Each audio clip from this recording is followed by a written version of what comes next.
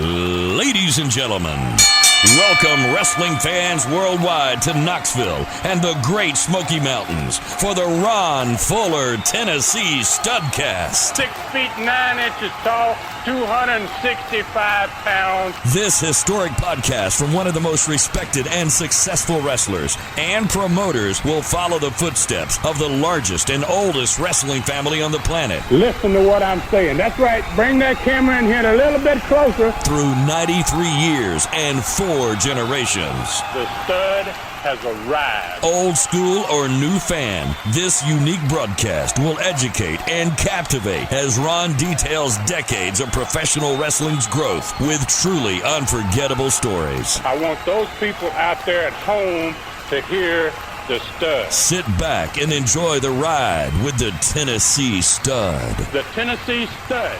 You will learn that name. You will remember it. And now, the stud is here. hey everybody, welcome in. It's David Summers and it's another Studcast with the Tennessee Stud Ron Fuller. The story of wrestling in America as told by the Tennessee Stud, whose family started the profession 100 years ago. So now we step back into time, back into the ring. Let's get wall to wall and treetop tall with the Tennessee Stud, Ron Fuller in the Great Smoky Mountains of Tennessee. All right, Ron, I know you just made an appearance. You love being out with the folks in Jefferson City, the Jefferson City Fair. Hey, what's going on? Tell us about that. Oh, geez, man. Like you say, I always like going to these things and meeting fans. And this was a nice little city just outside of Knoxville. And they invited me to come to be part of the fair and sign some autographs and say hello to fans. And so I really enjoyed it. Just got done with that actually last night. And like I say, man, it's something I like to do. And wow, I had a good little following, and quite a few people showed up. And real nice. I always like going to the fair, man, for the food. Heck yeah. You can't not go for the food when you stop by the fair. What's your favorite food at the fair? Oh, geez, man, I guess corn dogs, man, is you bet. A good place to start.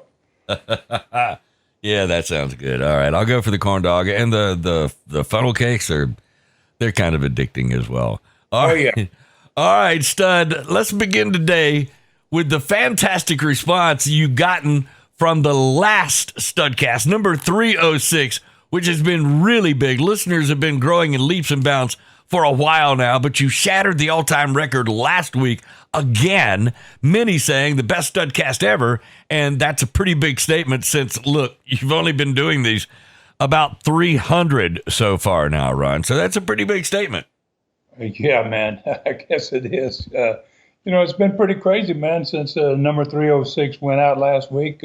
We got on some subjects in it that I really never intended to talk about last week, and we got to going into pretty great depth about hard ways, my father and my grandfather's death from Alzheimer's, and some strong criticism of my 1979 Southeastern Gulf Coast booker, Louis Tillett, just to name a few. So, wow, and people really, I guess they enjoyed it. Okay, but I think a little bit of controversy is a good thing. After all, these are podcasts about wrestling, no less. And there are a few podcast subjects anywhere more controversial than professional wrestling. And lately, that's definitely what's been happening on this show. Well, there's no doubt about that fact, man. We are a little controversial as far as the subject's concerned. And since the early 1920s, basically, when the sport changed.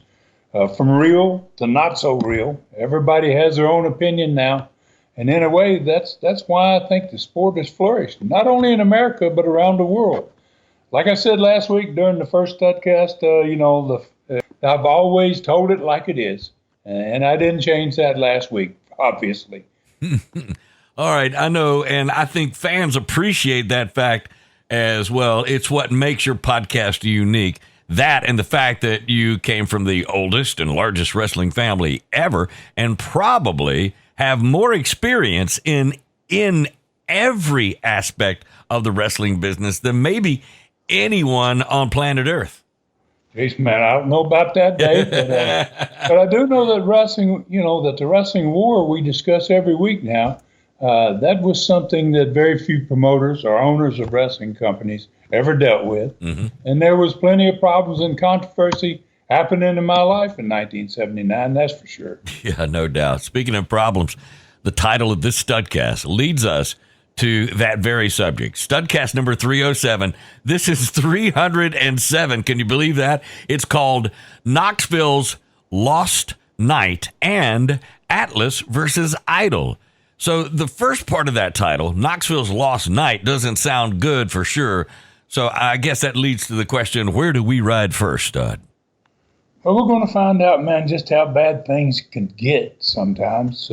This is going to be a little controversy and a lot of problems in this one. And the Idol and Atlas part of the title is a follow-up from last week's Studcast, where we found out that the Hulk was Southeastern wrestling history at that point, except he was going to come back for one final match, which will be in actually the next Studcast. And he's going to be wrestling the NWA World Champion Harley race. And so looking forward to getting to that one. But Idol was really getting over. But his greatest opponent since his arrival a month earlier in the territory, about a month before this Studcast, was Terry the Hulk Boulder. And all of a sudden, Terry's gone. And so I promised last Studcast that we'd talk about where Hulk was going. I think you mentioned it last week, and I said, we just didn't have the time, and I was pretty sure we wouldn't. Mm-hmm. But we'll also find out what the plan was to replace him. We'll talk about the Mobile card for the third week of July 1979, on Wednesday night, July 18th to be exact. We'll talk about the TV to promote that card and the results of it, and the attendances in all three of the major Gulf Coast markets. And then we're going to ride north into Tennessee, man. We're going to discuss the card for Friday night, July the 20th, which was outside in the Chilhowie Park Amphitheater, and the normal TV preparations to promote that card. Then together, we're all going to encounter the disaster that followed that. So I feel confident that in this one, Dave, we're going to have a learning tree question again. I'm pretty sure we're going to get to a learning tree again at the end of this.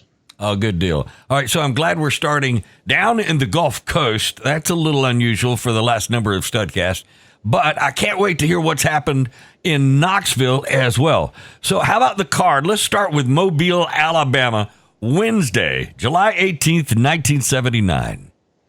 Okay, before we get to that card, let's revisit the last Studcast shortly here and return to the Southeastern Gulf Coast territory. And you asked me, Dave, last week where Hulk was going, and I promised that we're going to talk about it this week. And the Hulk was not your ordinary wrestler, that's for sure. Word spread fast, obviously, among wrestlers about the unique guys, and even faster, maybe among bookers and owners. All the Southern promoters already knew about Hulk and the tremendous crowds beginning to pack the arenas down there on the Gulf Coast. Okay, I know why word spread so fast. I've always wanted to say this. Telephone, telegraph, or tele-wrestler.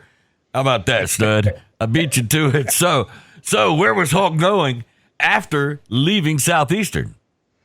Well, it's a great line, Dave, no matter who uses that, man. I love it myself. And I'm I'm still not ready to say where he went yet. Let's get to that in just a minute. But we also discussed in the last Studcast the second family feud that was happening. And not the one between me and Jimmy, but the one between my father and my brother Robert. And something that happened in the Memphis territory. My brother Robert basically had been fired by my father because Rob wouldn't continue booking for them after hearing my father and his partner, Jerry Jarrett, would no longer pay that agreed upon 28% of the gross house to the wrestlers. So many of those wrestlers had made an overnight success out of the territory and had come from Southeastern, and particularly a lot of them came out of the Gulf Coast territory down there. So due to that fact, the first 4 months of 1979 for the Gulf Coast territory had been very bad business-wise until Terry Bollea, who is going to be called the Hulk, arrived there and because this feud between Robert and my father had happened, many of those Southeastern stars had now come back to Southeastern Knoxville territory. That obviously left the Memphis territory again in great need of new talent. All right, so don't tell me, Stud, the Memphis territory took the hook? After all, you, your brother, and even Jimmy, who also went to Memphis, had done to help them, they took your top baby face in Southeastern Gulf Coast in the territory. Yeah, that's it. They certainly did. But they don't deserve all the blame. You know, we talked last Studcast about what mistakes that the Gulf Coast booker, Louis Tillett, had made. Mistakes that actually caused Terry, in a way, to be unhappy and ready to leave. Mm-hmm. But Terry owed Louis big time. Terry was going nowhere in wrestling. He kind of bombed out in his home territory of Florida down there, and Louis was the only man willing to take a chance on him. So Louis pushed him and put him on top, and Terry owed it to Louis, if he was unhappy, to at least go and talk to his booker about it. And then definitely, if they couldn't work things out, he owed it to Louis to give him, at the very least, a traditional 2-week notice that he was leaving before he left. And that was common practice, right? I mean, especially since Louis gave him his first break. Yeah, it was critical for every wrestler to give that notice, no matter how the booker had used him, whether he'd used him on top or a first match. That was just a customary thing in the business. So Louis, like every booker, was basically looking ahead. He had already put cards together for at least another week. He may have had cards. Some bookers put cards together for 4 weeks in advance. And now, all of a sudden, his main event for the very next week was gone, Austin. And, Austin Idol's opponent was gone, and he had no replacement. Louis was in bad position. He was king of the world, and then the next minute, oh no. So what did Louis do? Well, he called me, man, like everybody did when there was a problem. Where's Ron? Well, you're the guy at the top, and it's not a good place to be most of the time, So I was the guy, basically, that had all the connections. And thankfully, I had a great relationship with Eddie Graham's territory in Florida, Jim Barnett's territory in Georgia, Bill Watts' Mid-South territory right next to me on the west side of me, and my grandfather Roy's Mid-American territory. So Jim Barnett in Georgia, who was going to become a critical figure in my future here, he did me a tremendous favor. He actually took Tony Atlas off of all the cards that he was booked on in Georgia, and he sent him to Louis for the entire upcoming week. Wow. All right. That's an amazing story in and of itself, Stud. So how about the card? Mobile, Alabama. How did that go down? Wednesday, July 18th, 1979. Ricky Fields opened the night against the Inferno. Herb Calvert wrestled Ricky's partner, Terry Latham. There was a mixed tag match with a woman and a man as partners. Princess Littleheart and Pierre Bonnet, who was a good buddy of Louis from Montreal, Canada, wrestled against Judy Martin and Eddie Sullivan. Ron Slinker was taking on a returning star, one who had gone to Memphis for us as part of this deal we just talked about, where Rob went up there to book. And he was one half of the hottest tag team in the Gulf Coast in 1978. That guy was Randy Colley, the Assassin. He's coming home. For the Southeastern Tag Championship, the champion Samoans were defending for the second week in a row against the Wrestling Pros, 1 and 2. And the main event was for the Southeastern Championship. The champion, Austin Idol, was going to be defending against one of the most popular wrestlers in the history of the South, man. He was over everywhere, Tony Atlas. And boy, was he jacked. That ended up a really good card. Having Tony Atlas in the main event really made it special. So how about the TV show for this one? Well, man, it was a good card, and thankfully had a strong TV to promote this card due to Tony Atlas. Not just being on the cards all week, but he was also there for us on Saturday to do the TV show that promoted it. So the TV opened with Austin Idol, Charlie Platt, watching Idol's win over the Hulk, which he won right in the middle of the ring 3 days earlier in Mobile, Alabama. This had been recorded. And obviously the Hulk's leaving, and, he's going to do a good job for Austin Idol. And that win wouldn't have happened if Terry, on the night of Mobile's match, finally sat down with Louis and said, "I'm leaving," right? Just before the match started in Mobile that night. And so he also told Louis that he would only be working for the next 3 days, which meant he's going to work on Thursday, Friday, and Saturday, and then he's going to be gone. But he did tell Louis that I will come back for that Dothan show, that huge Dothan show on Friday, July 27th, 1979. Mm-hmm. Louis had already booked the next week at this point, and he had Hulk versus Idol on the main event in all the cities for the next week. So Louis called me that night about what was he going to do. What am I going to do, Ron? And so I went and called Jim Barnett the next day, worked out this agreement, and I got him Tony Atlas to replace Hulk. Wow. Okay. Was it always that easy to get something like that done that fast? No. Good answer to that is no, never. Luckily, I'd already been to Australia twice to work for Barnett. And he knew what was happening. He knew that the Knoxville War was taking place. Barnett knew everything about everybody's territory, and he knew I had built Southeastern, and he was going to be a critical part of what happened in Knoxville in the future here. Barnett is going to be talked about quite a bit. So back to the TV show, Dave. Okay, so after Idol and Charlie watched a strong win over the Hulk, and Idol, got to belittle his next opponent, Tony Atlas, some. Austin went to the ring, and basically he cemented his hold on the title, man. Got himself another win, and he did it with this rarely seen at this point. 1979, there was no Ric Flair running around all over the country and using the figure four leg lock. So Idol's using a hold here that's kind of ahead of its time, especially for the Gulf Coast down there, where people weren't seeing a whole lot of Flair. Right. Flair wasn't a big star at that point, as a matter of fact. So it was July, and one of the 4 months in every year that the TV stations across the country gathered their audience ratings, man. So the next TV match was booked to influence those numbers. I mean, I like to do special things in these months, 4 months out of the year that you're going to have the ratings. And so it was a very rare ladies match on TV. Didn't have a whole lot of that. We put them ladies in the buildings, but this one I put on TV. And it was going to be Princess Lil Hart and Judy Martin. And they had a great match down there. I had Louis put them on there, as a matter of fact, because I was up north. I wasn't there. But the personality profile on this one was done live. And no one had any idea who was on it. And, those fans sat right next to where we did the profile on the bleachers. And when this guy entered the studio, the fans went crazy.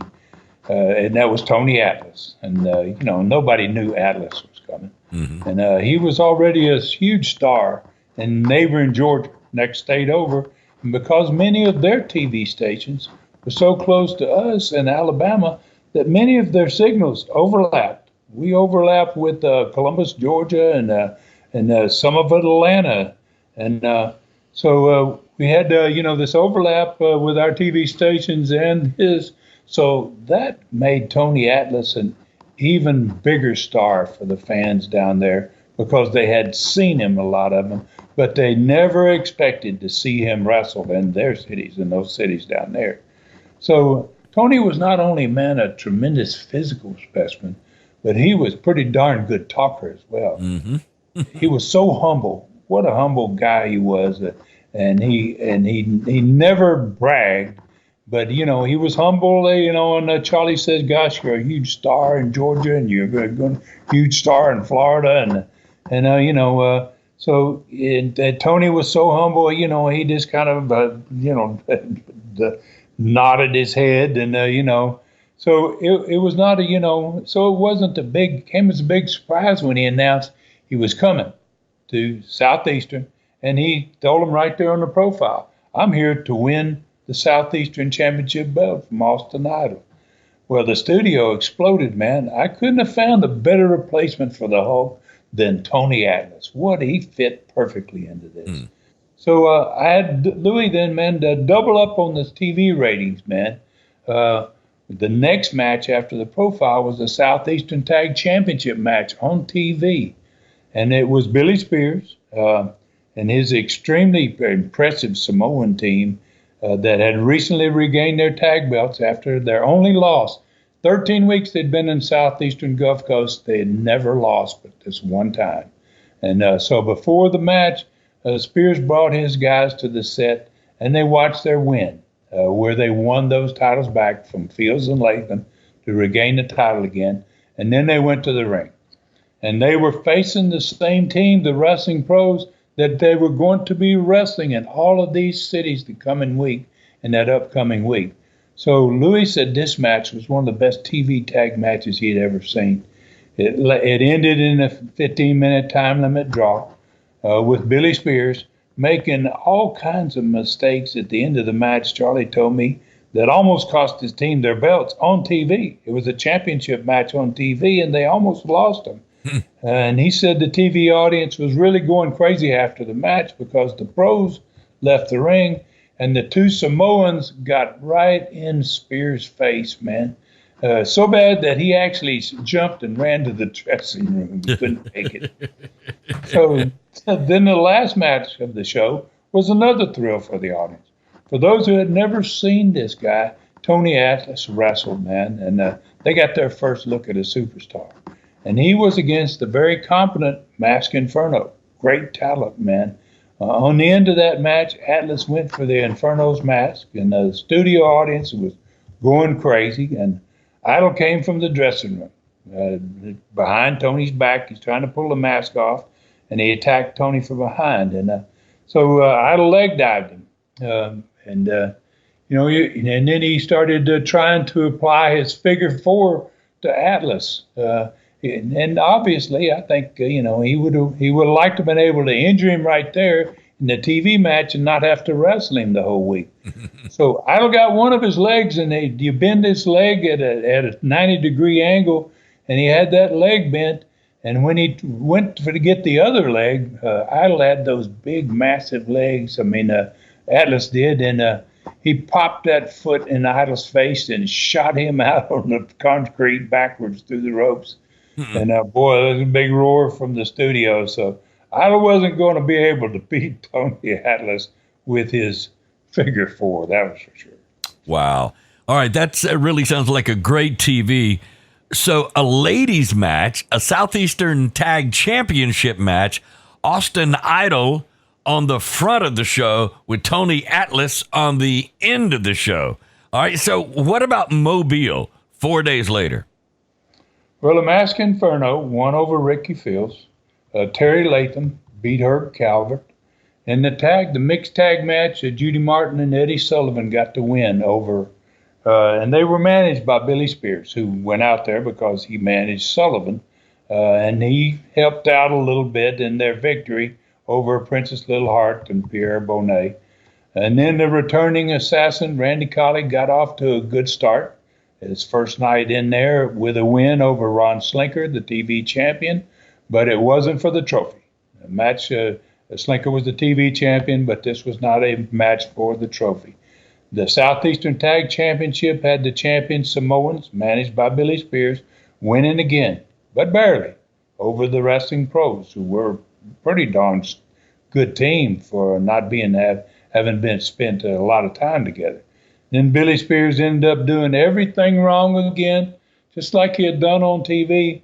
And again, he almost got his Samoans beat. So Billy's not doing too good at this point. So one of the best things that came from the way the Hulk was leaving the territory, Dave, was getting a wrestler like Tony Atlas to come and take his place. And even more important than that was getting this win for Austin Idol over Tony Atlas in all these major markets. You know, to me, it's kind of like playing the shell game, and there's a winner under every shell. And I think that's kind of what happened. It was a little bit of distraction. Well, what happened to the Hulk? Oh, wow, there's Tony Atlas all at one time. So it really sounds like you kind of pulled a rabbit out of a hat on this one, Ron. Well, I guess so. Maybe I'd call him a muscled up rabbit. Oh, yeah.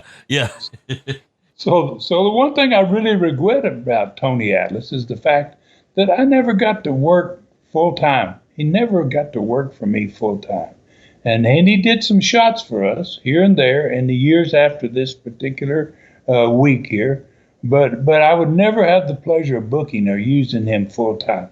He was a great talent. And every time I ran into him at events, even nowadays, he's still around. I see him sometimes when I go to these shows at the different events. And he comes to me and he reminds me about this week. This particular week. Ron, you beat me every night. Well, maybe that's why I never got him full time. Never thought about it that way. Wow. All right. That's an incredible career you had, Stud. At all the stars, you must have either wrestled or booked or even both in some occasions. So how about attendances for the three major cities there in Alabama that could have easily all been a disaster? How'd you do? Well, man, it was crazy. I mean, all three of the cities, man, it went up from the week before. And the week before was Idol against Hulk, wrestling in a lumberjack match.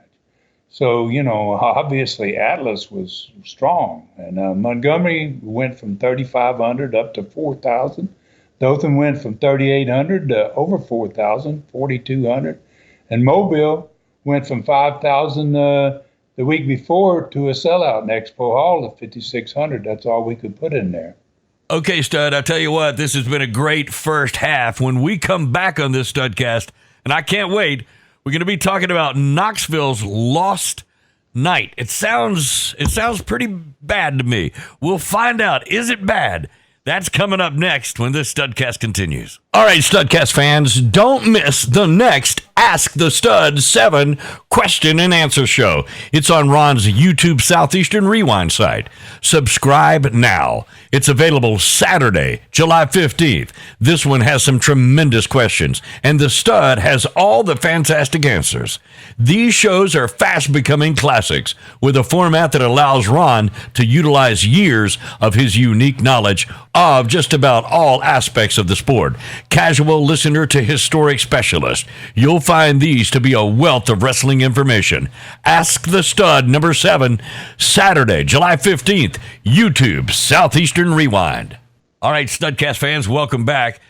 It is the second segment of episode number 307 called Knoxville's Lost Night, Atlas versus Idol. We've already heard about Atlas versus Idol, so we've arrived in Tennessee, a southeastern territory that's been under fire for like almost 2 months now, Ron. So do you want to set us up like for the second part of this Studcast and how everything's going to go down about this lost night? Did it happen? Did it not? Yeah, man. I'd be glad to, man. So we're starting to talk. We're talking about in June of 1979. Basically, I want to set the tone for what's going to be happening in the second half here. Maybe go back and for those that maybe haven't listened to all the episodes lately, in June of 1979, basically a band of 5 wrestlers decided to walk away from the Southeastern Territory that I had at that point started 5 years earlier. And I'd been paying them very well. And none of the 5 ever came to me. They said, I'm not happy, or with a legitimate problem of any kind. 3 of those guys, Ron Wright, Ronnie Garvin, and Bob Orton Jr., had basically been there for 3 years. In Ron Wright's case, he'd been there since the first day I started Southeastern. Yeah. Larry Simon, the great Malenko, and ringleader Bob Roop, they'd only been there for just about a year.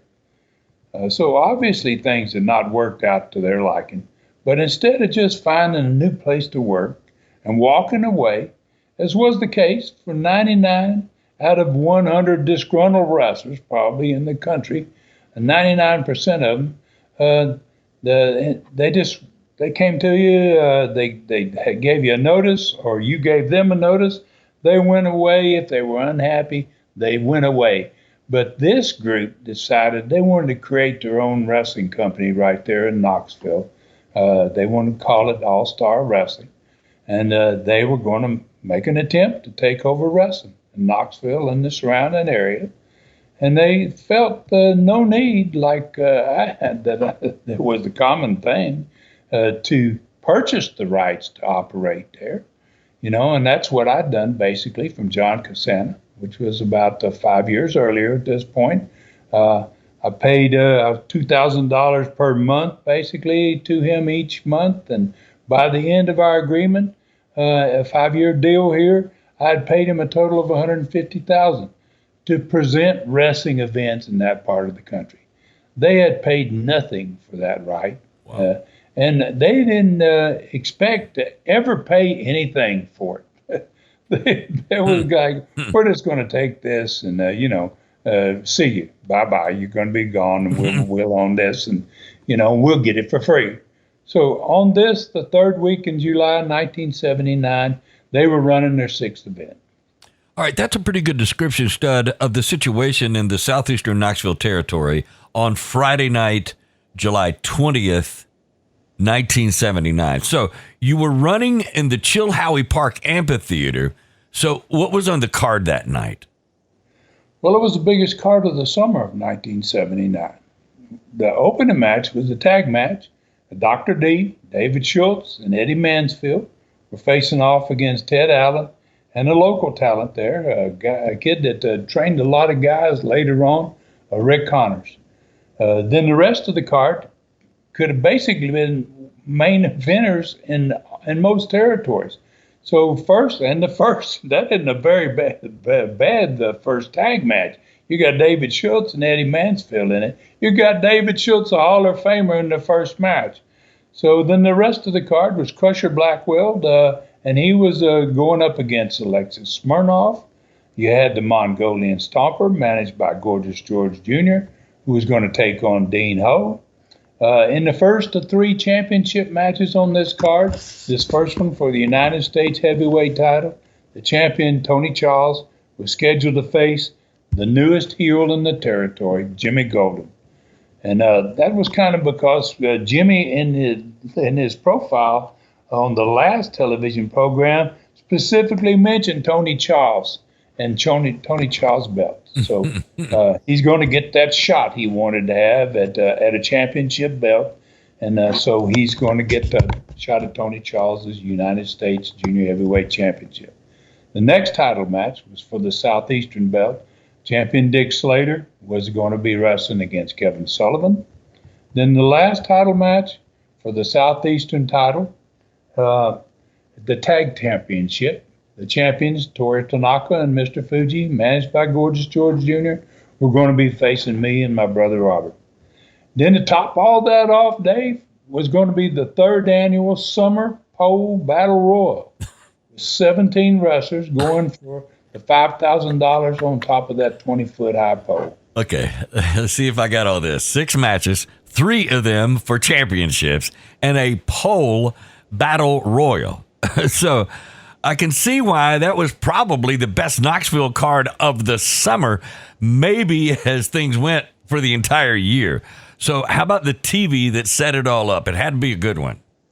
Well, it was loaded as well, man, especially since it was July. We're in the same month in Tennessee as what they were down south.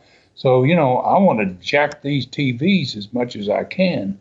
So, so it opened up with Tony Charles watching his United States Junior title match with Kevin Sullivan from the night before. It was Kevin's last chance to win the United States Championship, and he didn't get it done. And so once Tony watched the rest of this video, he stayed at the set with Les. Les invited him to, and he says, how would you like to watch your next challenger for your belt? He's in the first match. So, studio erupted in boos, man, when Jimmy came into the studio. I mean, wow, he had so much heat, so fast. And he kept building his heat, man. When he won, he gave the studio crowd at the end of it the old up yours arm gesture that the heels used to do back in the days. Yeah. He'd pop his arm up there, and I think he did it to everybody on the three sides of the ring. We had fans, and then he waited to the cameras. He's watched the cameras on the floor when they all got a shot of him. He's still in the ring. He gave the old up yours to the fans at home. Jimmy was a natural heel. He was really starting to enjoy being a heel. Then the second segment started with the Southeastern champion, Dick Slater. He joined Les at the set with his belt, and he watched his opponent the next Friday night, Kevin Sullivan, who was in the next TV match. So we were putting the wrestler that was in the ring and his opponent at the set for pretty much this entire program. And it always made good television because you got these comments from a guy that's going to be wrestling the guy in the ring. And that was always a lot of good back and forth, especially with Les being there. Oh, no doubt. So that TV was off to a really good start, but I know one thing, the personality profile's got to be big on this one. What was that like?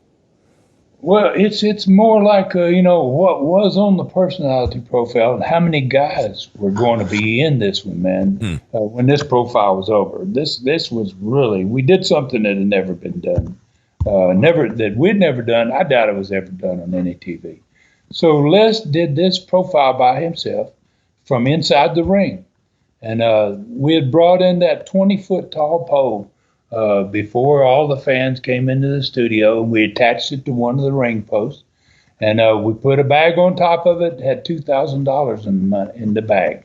Okay, so Les then explained how pole battle royals, how they worked, and he went through the whole process. He even climbed up on the top rope, and they had the cameras right down underneath him, looking up into the studio lights. And beyond, this pole just went almost out of sight. And at the top of the pole, it was quite a distance. If you were standing on the top rope, you still had to climb probably 10 or 12 feet to get to the money.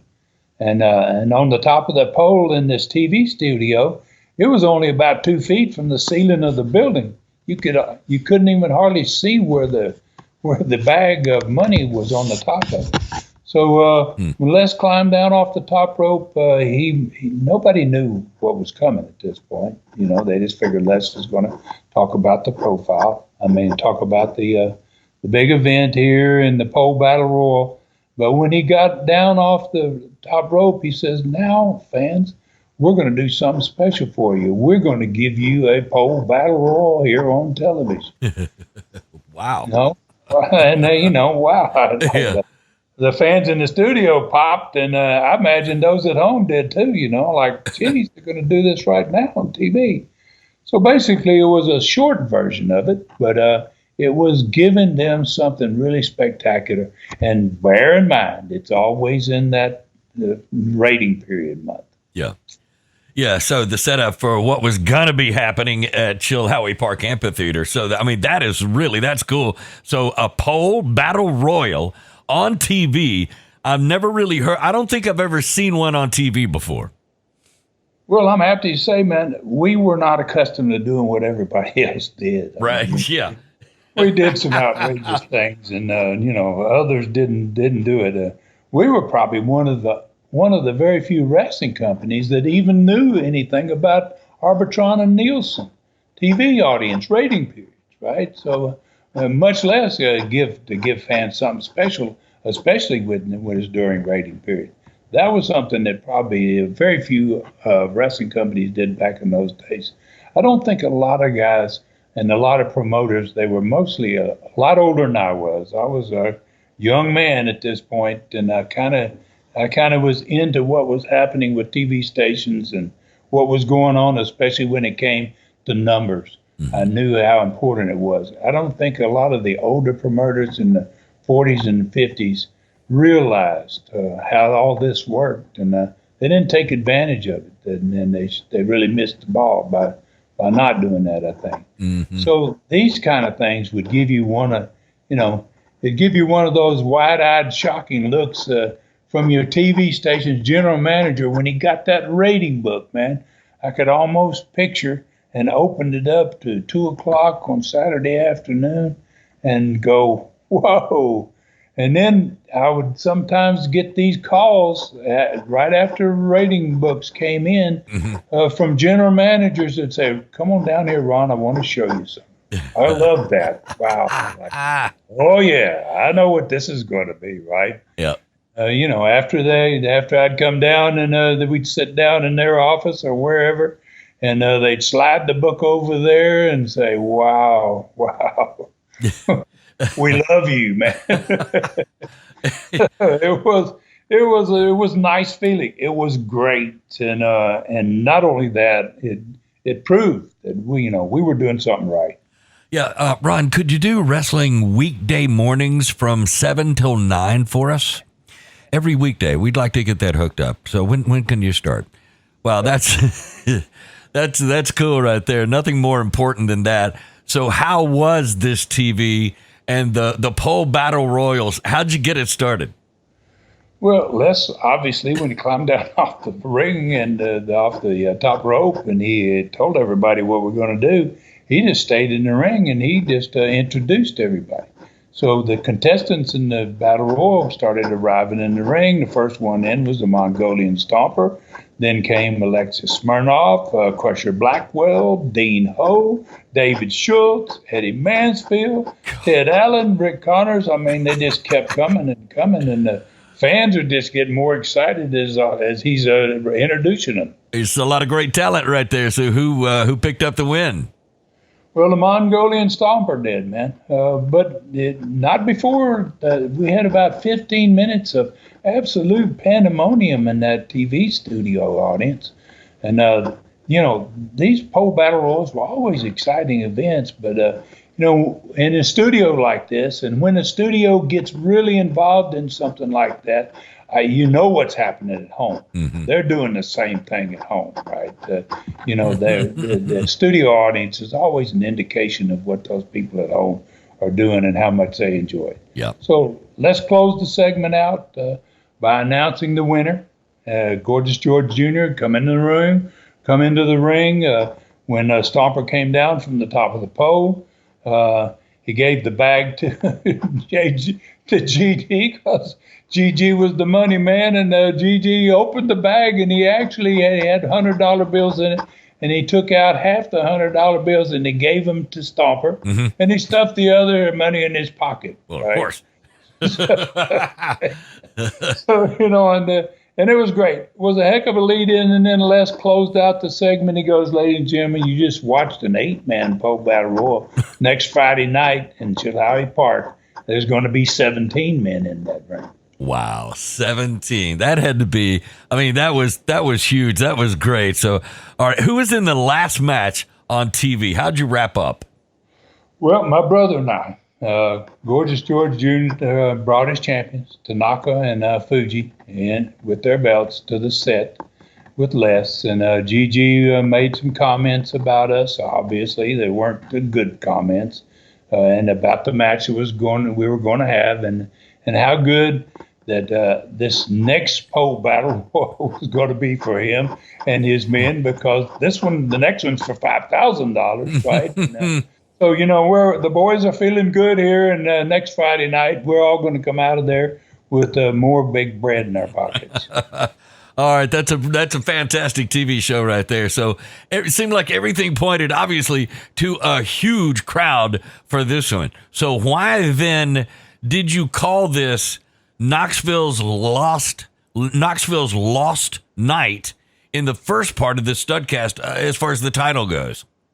Well, like you said, man, everything had gone perfectly. My brother, Slater, Jimmy, and I, we sat and talked after the TV before we went home about guessing what we're going to draw next Friday night after having that kind of TV and having the whole battle royal on TV and everything.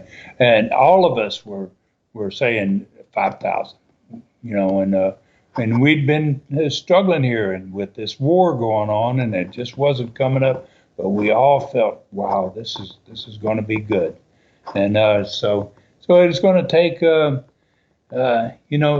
we felt like that, with this type of an event and the way it had been built on this TV show, that we're going to take half of their crowd that normally went to their matches are going to come to see this night and this event, and I felt like, that this might be a way to knock them down, maybe crush them, maybe they end this opposition and them end up leaving because this might turn things around big time.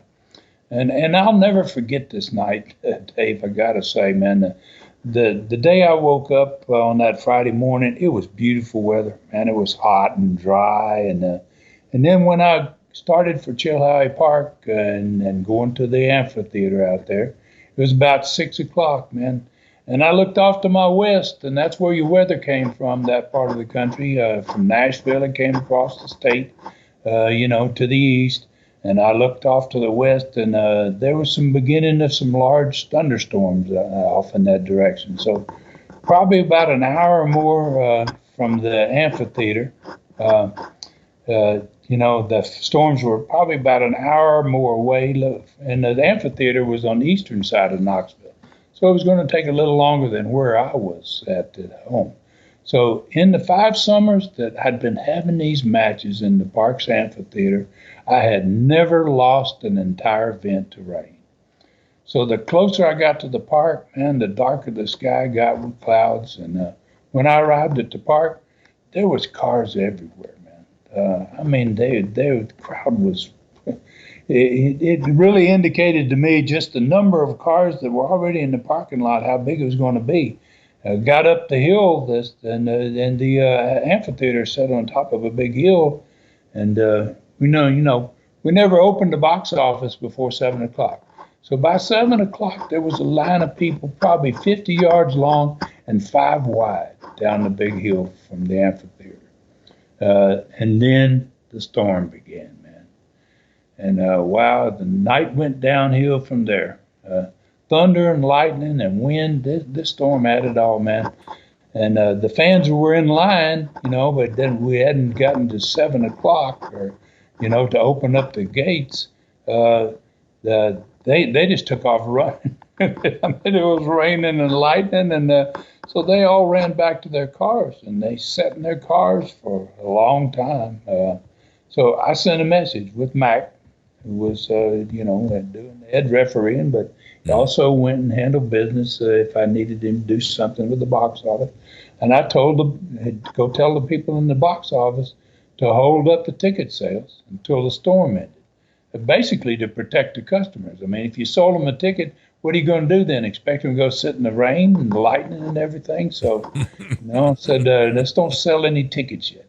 So the ring staff, I had the ring staff go out and take the canvas off of the ring to keep the canvas from getting wet. Because, the rain stops and we go put the canvas back on. You got dry canvas. You can't wrestle in a wet canvas, I can tell you that, with wrestling shoes on. So wrestlers started to arrive in the dressing room, and luckily they had these special places to park that were close to the dressing room, so they didn't have to fight to get in there in all the rain. But the fans stayed in the parking lot.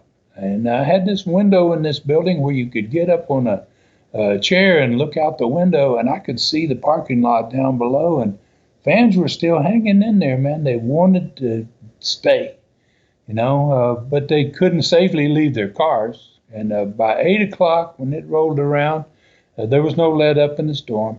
Obviously, there wasn't a ticket sold yet for the event, and the event was due to start at 8:30. 8:30, normal starting time. Storm, man, was worse than ever.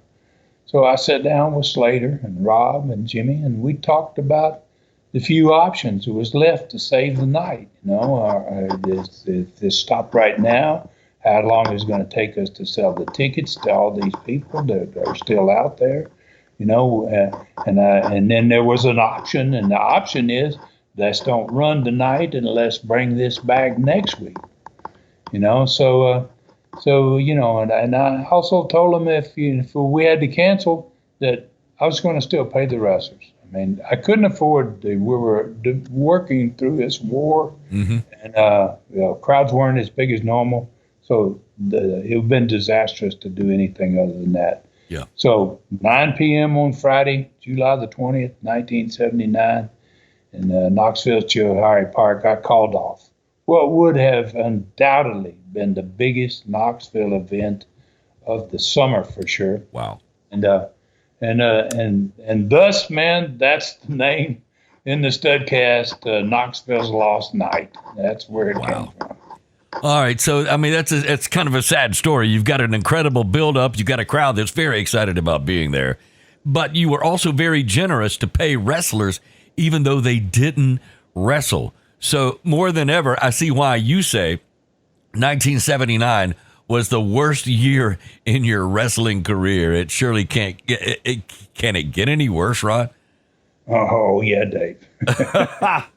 Come on. It does. Think about it. I mean, so not only were we not able to take part of All Stars crowd, that we were thinking might happen, that they'll see this TV and all the things that we're offering on this event compared to their little dinky deal, and we're going to pick up half of their crowd maybe.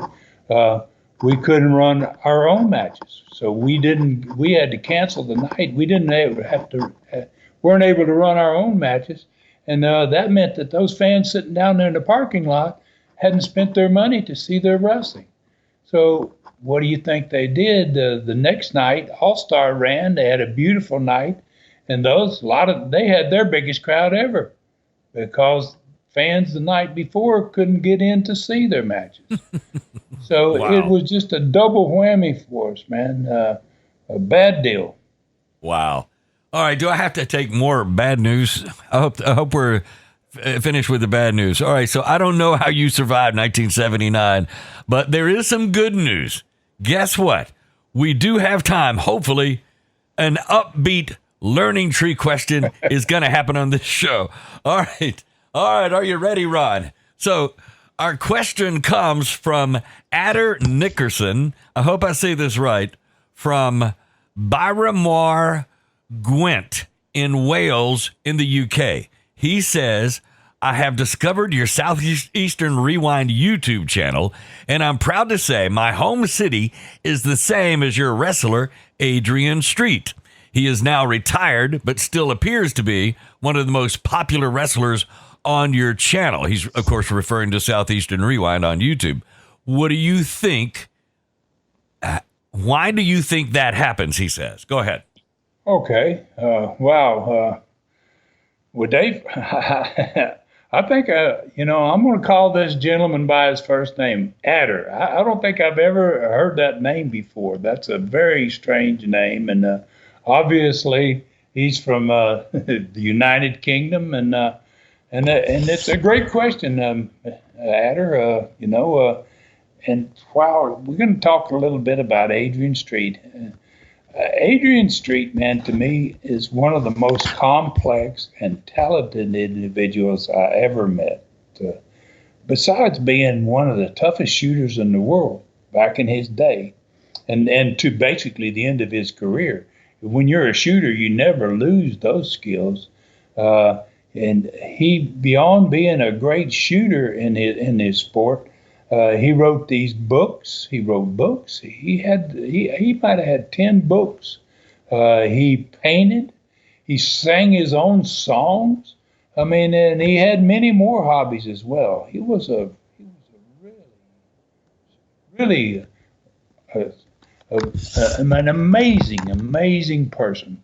And as far as wrestling goes, and why fans love him so much, Adder, I have no idea, basically. I mean, I know he definitely had the strangest style of wrestling that I'd ever seen. And I knew that when he first sent me a video and got a first look at it.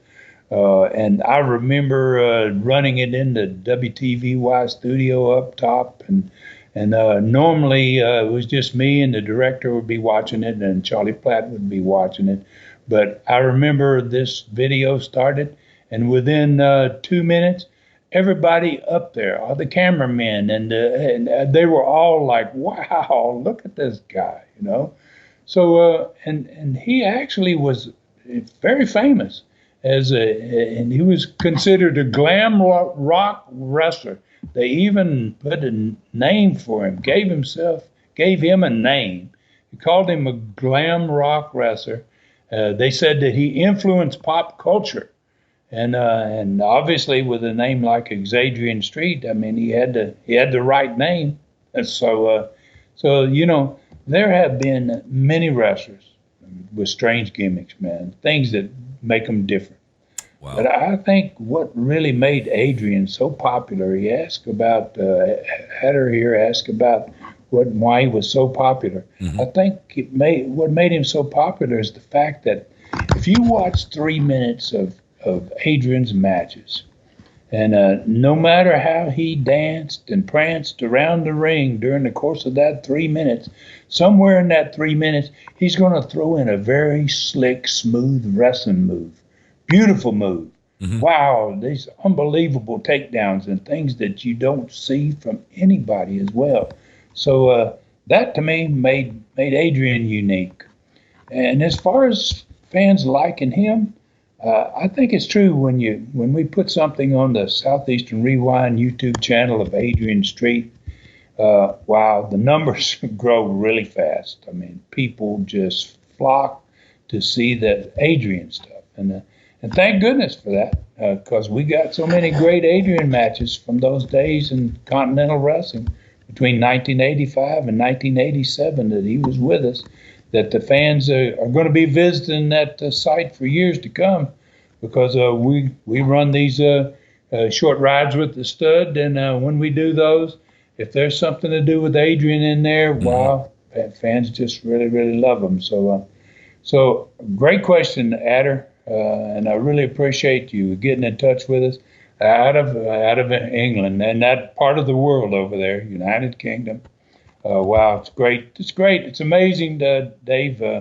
We got fans everywhere. Oh, for real. And that is all kind of descriptions that you just did of the exotic Adrian Street stud. And it makes a lot of sense because who knows what he is. So this was another great Studcast that ended with a perfect example of a night gone wrong in a devastating year that I didn't know how you ever got over. So what are we going to be looking at on the next Studcast? What happens from here? Well, man, in the Gulf Coast, we're going to see the Hulk for the last time. And he's going to face NWA World Champion Harley Race in the football stadium in Dothan, Alabama. He had beaten Harley Race 9 weeks earlier when I was scheduled to wrestle Harley. And then a match that the Hulk was involved in, and I went out to help him. Ox Baker came down, hit me with a heart punch. I was carried back to the dressing room. Harley went to the ring with his belt, and he said if I couldn't wrestle, I could send out anybody I wanted to, and he would wrestle them. And so for fans that might not have heard that Studcast, I looked around the dressing room, and there was Hulk. And I said, but send him. Hulk, take the match. And so Hulk went out, and Harley left the ring and took his belt back to the dressing room. And when he saw who was coming, and then he came back to the ring and said, yeah, I'll wrestle you, but not for the belt. And he beat Harley Race. Hulk beat Harley Race with his bear hug. So, So in this next Studcast, we're going to talk about the largest crowd to ever see wrestling in Dothan, Alabama. It was a loaded card. It's got both the Briscoe brothers on it, Jack and Jerry. It's got Ox Baker returning. It's Crusher Blackwell's first ever appearance in the Gulf Coast. And then after we get through down there on the Gulf Coast, we're going to head north into Tennessee, and after the loss of this entire night in this Studcast, we're going to come back next week, and we're going to give everything in it, including the pole battle royal. And and a surprise return of one of the all-time greats and past Southeastern Tag Champion, who was champion in 1975, in the first year that I had Southeastern going. It was Norvell Austin and Butch Malone were the champions, and Homer Odell was their manager. And Norvell's going to be coming back, and he's going to be teaming with his longtime friend, one of the great buddies that he ever had, Jimmy Golden. So we're going to have Jimmy Golden and Norvell Austin, and they're going to be going after my brother and I. Wow. And then the war's going to get even hotter in this next one, because All Star's going to be introducing a new tack, a new way to get under our skin.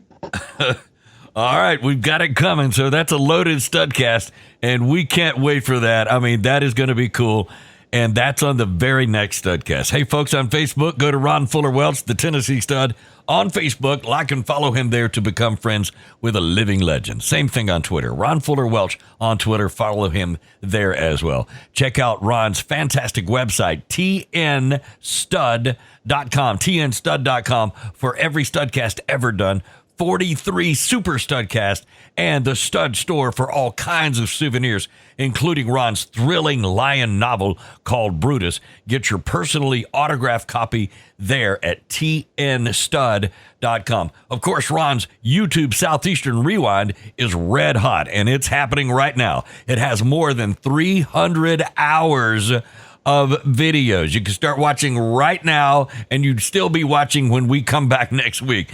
It has, and then way on farther after that, it has the last 86 Studcast, 52 Stud stories, and now 53 short rides with the Stud. Don't miss the new Ask the Stud 7 question and answer show coming on Saturday, July 15th, 2023.